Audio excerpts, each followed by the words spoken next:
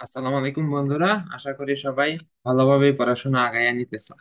তো আমরা এখন কি করব যে মনোপসনি মার্কেটে যে ওয়েজ কিভাবে ডিটারমাইন হয় সেটা দেখব।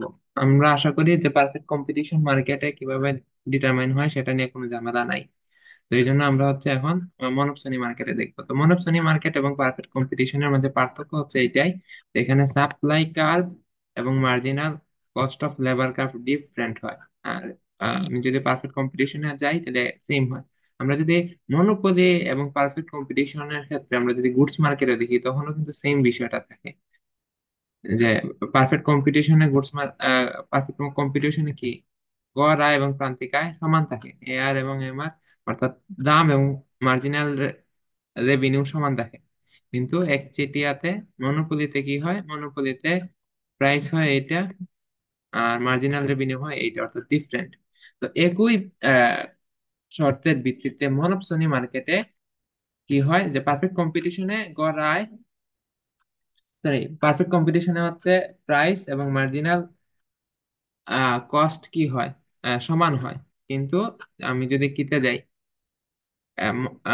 মনপসনি হয়, তাইলে পারফেক্ট কম্পিটিশনে হচ্ছে প্রাইস এবং মার্জিনাল সেম থাকে, কিন্তু মনপসনিতে সেম প্রাইস এবং কিন্তু মনপসনিতে প্রাইস এবং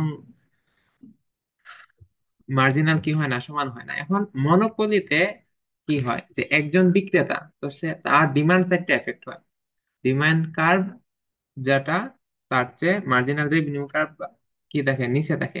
কিন্তু মনোপসনি মার্কেটে কি একজন ক্রেতা, যেহেতু একজন ক্রেতা তাহলে এটা এফেক্ট করে সাপ্লাই কার্ভকে।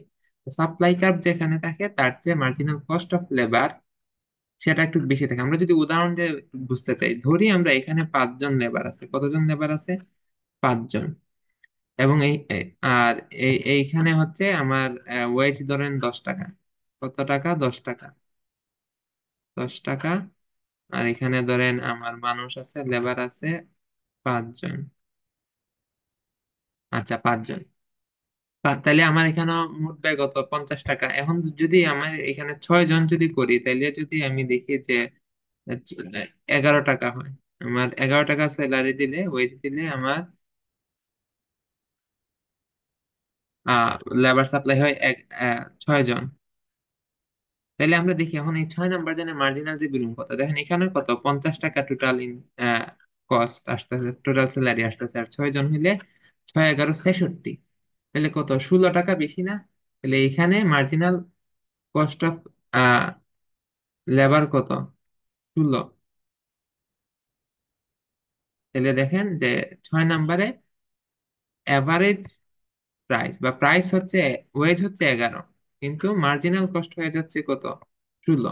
এই জন্য যে আমার যে সাপ্লাই কার্ভের উপরে মার্জিনাল কস্ট অফ লেবার চলে যায়।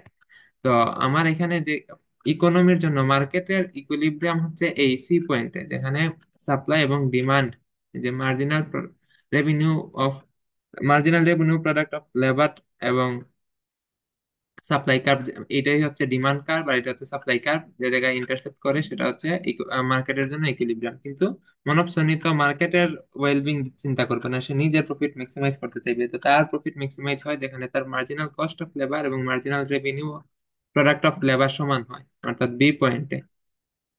তো সেখানে সে মার্কেট অপটিমাল লেভেলের চেয়ে কম লেবার সে কি করে, নিয়োগ দেয়। এবং সে দেখেন এখানে তাদেরকে ওয়েজও কম দিচ্ছে। মার্কেট মার্কেট অপটিমাম পয়েন্টে হচ্ছে Y2 তে ওয়েজ থাকতো, কিন্তু সে এখন কম ওয়েজ দিচ্ছে, সে বেশি প্রফিট নিচ্ছে।